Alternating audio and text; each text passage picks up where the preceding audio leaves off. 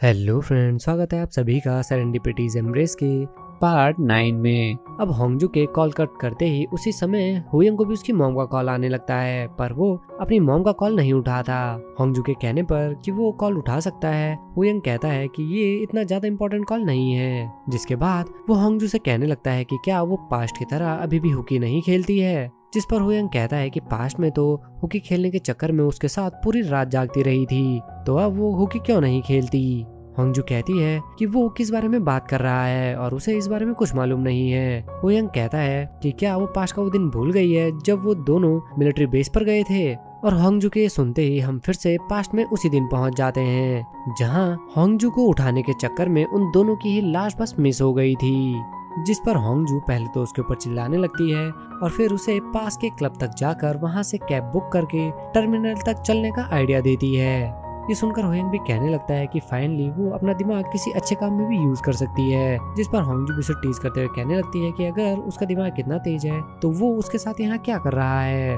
अब होंगजू आगे जाने लगती है, वहीं हुयंग अपना जूता सही करने के चक्कर में जैसे ही एक बैरिकेड को पकड़ता है, बैरिकेड के गिरने की वजह से हुयंग लुढ़कते हुए सीधे एक पानी के गड्ढे में जाकर गिर जाता है। अब होंगजू को पहले इस चीज का एहसास नहीं होता, लेकिन जब काफी देर बात करने के बाद उसे हुयंग की कोई आवाज नहीं आती तो वो पलट कर देखती है जहाँ पर हुयंग नहीं था। वो कहने लगती है कि ये कोई मजाक का टाइम नहीं है, पर अगले ही पल उसकी हेल्प की आवाज सुनकर वो सीधे उसी गड्ढे के पास पहुंच जाती है। अब वो हुयंग की मदद करने से पहले उसे गड्ढे में फंसे हुए देखकर जोर जोर से हंसने लगती है और उसका मजाक बनाने लगती है। हुयंग के कहने पर कि क्या वो इसी तरह से हंसती रहेगी, होंगजू भी उसे बाहर निकालने के लिए कुछ सामान ढूंढने के लिए चली जाती है। दूसरी ओर हुयंग भी अपना फोन चेक करता है जो कि पानी में गिरने की वजह से खराब हो गया था। साथ ही वो होंगजू की वही फोटो देखकर कहने लगता है कि वो दोबारा उसके साथ ऐसी जगह कभी नहीं आएगा। उसी समय कोई आवाज सुनकर हुयंग थोड़ा डर जाता है और जोर जोर से होंगजू को पुकारने लगता है। होंगजू भी वहां कर कहने लगती है कि वो उसे बाहर निकालने का ही रास्ता ढूंढ रही है, तो वो इतना क्यों चिल्ला रहा है।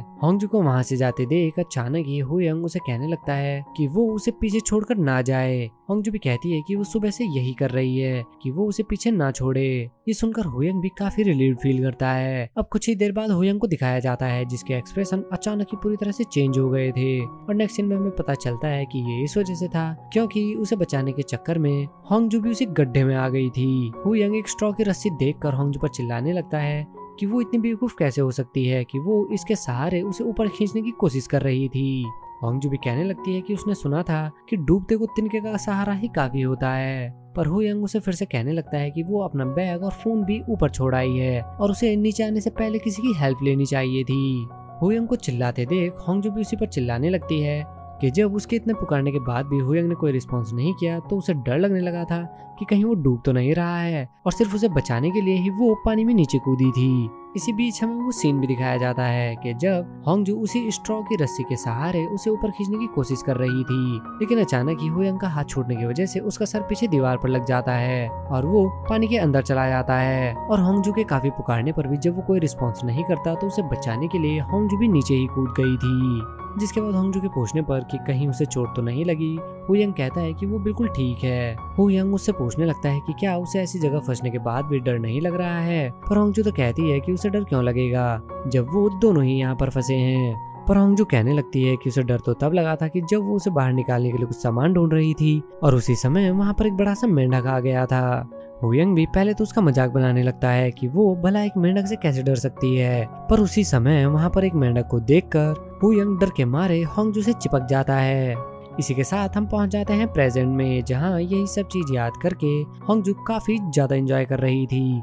इसी बीच होंगजू से पूछने लगती है कि उस दिन उसे कहीं जाना था लेकिन वो याद नहीं कर पा रही है, जिस पर हुयंग बताता है कि उस दिन उसका सियोल यूनिवर्सिटी में एक इंटरव्यू था और होंगजू के पूछने पर कहता है कि उसे ये इंटरव्यू उसके मैथ में इतना ज्यादा अच्छा होने की वजह से मिला था। होंगजू भी कहने लगती है कि वो तो ये सारी चीजें भूल ही गई थी। हुयंग के कहने पर कि वो ये सब कैसे भूल सकती है, होंगजू कहने लगती है कि वो पूरी मेमोरीज आसानी से भूल जाती है। ये सुनकर हुयंग भी थोड़ा सरप्राइज होकर उससे पूछता है कि क्या वो दिन उसके लिए बुरी मेमोरीज हैं। होंगजू भी कहती है कि बांग जूनू से जुड़ी सारी चीजें उसके लिए बैड मेमोरीज हैं, पर ये सुनकर हुयंग काफी अपसेट होकर उसे कहने लगता है कि वो दिन बांग जूनू से कैसे रिलेटेड हो सकता है और उस दिन की सारी मेमोरीज तो सिर्फ उन्हीं की थी। अब जहाँ एक तरफ हुयंग इस सब की वजह से थोड़ा अपसेट हो जाता है, वहीं होंगजू भी ये सुनकर थोड़ा सरप्राइज हो जाती है। अब नेक्स्ट सीन में ही वो दोनों भी घर के बाहर पहुंच जाते हैं। हुयंग उसकी हेल्प करने के लिए आता है, लेकिन होंगजू कहने लगती है कि वो इतना अपने आप हैंडल कर सकती है।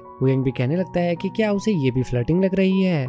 अब होंगजू उसकी हेल्प लेने से मना तो कर देती है, लेकिन पहला कदम रखते ही उसे उसकी हेल्प की जरूरत पड़ जाती है। जब हुयंग उसे गिरते गिरते बचा लेता है, होंगजू भी कहती है कि इसके बदले में वो उसे फ्राइड चिकन खिलाएगी। अब अंदर जाकर होंगजू सीधे अपने रूम की ओर जाने लगती है। हुयंग कहता है कि अगर वो चाहे तो उसे उठाकर उसके रूम में ले जा सकता है, पर होंगजू नहीं मानती और अगले ही पल उसका पैर फिसल कर वो जैसे ही नीचे गिरने लगती है, उसी समय हुयंग किसी तरह उसे बचा लेता है और हुयंग के बचाने की वजह से वो बहुत ही ज्यादा रिलीव्ड फील करती है। अंदर आकर होंगजू भी गॉड को थैंक्स कहने लगती है उसे एक और जीवन दान देने के लिए, जिस पर हुयंग कहता है कि थैंक्स तो उसका बनता है।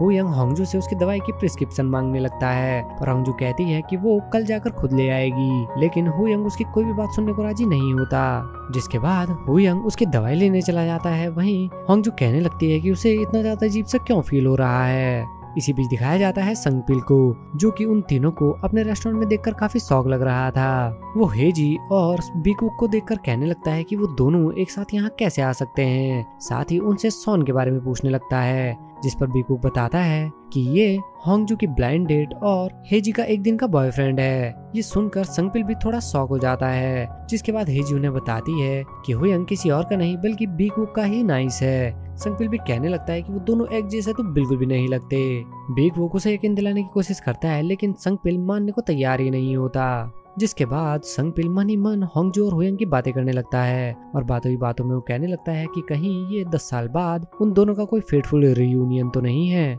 पर जब तक उसे ये बात रियलाइज होती है तब तक देर हो चुकी थी और हेजी उससे पूछने लगती है कि क्या उसे भी इस बारे में पहले से मालूम था कि हुयंग होंगजू को लाइक करता है। संगपिल कहता है कि वो ये बात उसे भला कैसे बता सकता था और वो अपने दोस्त के लिए काफी ज्यादा लॉयल था, इसी वजह से उसने उसे ये बात नहीं बताई। साथ ही कहता है कि सिर्फ वही एक है जिसे ये बात समझने में इतना ज्यादा टाइम लग गया। इसी बीच बीकुक कहने लगता है कि उसे चिंता हो रही है कि क्या हुयंग होंगजू का सही से ध्यान रख रहा होगा। इसी बीच सीन शिफ्ट होता है और हमें दिखाया जाता है होंगजू को, जिसकी हुयंग के आने की वजह से आंख खुल जाती है। होंगजू उससे पूछती है कि डिनर में क्या है, जिस पर हुयंग अचानक ही उसके पास आकर बैठ जाता है और लाइट ऑफ करके उसे किस करने लगता है। होंगजू भी किस करने के लिए तुरंत रेडी हो जाती है, पर आंख खुलते ही वो बहुत ही ज्यादा चौंक जाती है और इस चीज से काफी एम्बेरेस भी हो जाती है कि वो किस तरह के सपने देख रही है। जिसके अगले मोमेंट ही वो कहती है कि वो यहाँ पर नहीं रह सकती और फिर से सीढ़ियों के पास पहुंच जाती है। होंगजू सोचने लगती है कि क्या रेंग कर जाना ज्यादा आसान होगा और वो घुटनों के बल ऊपर जाने लगती है, पर उसी समय हुयंग वहां पहुंच जाता है, जो उसे देखते ही कहने लगता है कि वो उसकी कोई बात नहीं मानती। हुयंग को देखने के बाद भी जब वो नहीं रुकती तो अगले ही पल वो उसे गोद में उठाकर उसके रूम के बाहर ले जाकर बिठा देता है। हुयंग उसे खाना खाकर दवाई लेने के लिए कहता है। होंगजू भी उसे थैंक्स कहती है, साथ ही कहने लगती है कि शायद उसकी स्कूल मेमोरीज थोड़ी अलग थी क्योंकि वो तो एक बहुत ही अच्छा लड़का है। साथ ही होंगजू कहने लगती है कि वो दोनों स्कूल में इतने ज्यादा अच्छे फ्रेंड्स नहीं थे। साथ ही कहती है कि अगर हेजी ना होती तो शायद अब तक वो उसे भूल चुकी होती और कहती है कि हुयंग भी शायद उसे अब तक भूल चुका होता। जिस पर हुयंग उसे कल सुबह उठकर कॉल करने के लिए कहकर वहाँ से चला जाता है। होंगजू भी सोचने लगती है कि क्या वो उसकी बातों से ऑफेंड हो गया, जिसके बाद वो फिर से उन्हीं सब एक्शंस को याद करने लगती है और काफी ज्यादा एम्बेरेस हो जाती है। अब अपने रूम में आने के बाद भी हुयंग अभी भी होंगजू की कही वही बातें याद कर रहा था और कहने लगता है कि वो उसे प्रपोज करने से पहले कितनी बार डंप करेगी।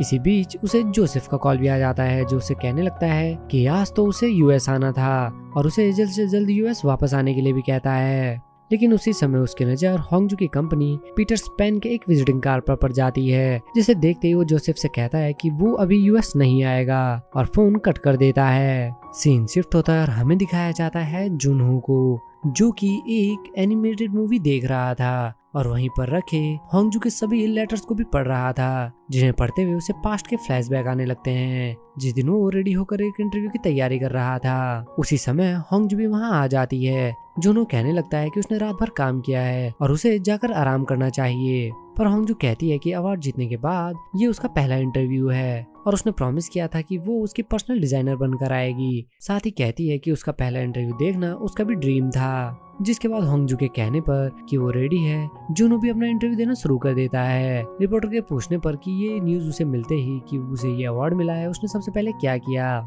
जिस पर जुनो कहता है कि ये पता चलते ही उसने अपने सबसे चहेते एक्विंटेंस को इस बारे में बताया। ये बताते हुए भी उसका पूरा ध्यान होंगजू के ऊपर ही था, जो कि रात भर ना सोने की वजह से वहीं पर बैठे बैठे सो रही थी। वो कहता है कि उसकी हर एक स्टोरी सबसे पहले उसका वही फैन पढ़ता है। साथ ही कहता है कि उसके फैन ने आज तक की उसकी सभी स्टोरीज को बहुत ही अच्छे से पढ़ा है और उसकी आज तक जितने भी फेमस स्टोरीज बनी हैं इसमें भी सबसे बड़ा हाथ उसी का है। वो इंटरव्यू में पूरा टाइम होंगजू की ही तारीफ कर रहा था। साथ ही होंगजू को सोने के लिए स्ट्रगल करते हुए देख वो इंटरव्यू के बीच ही हंसने लगता है।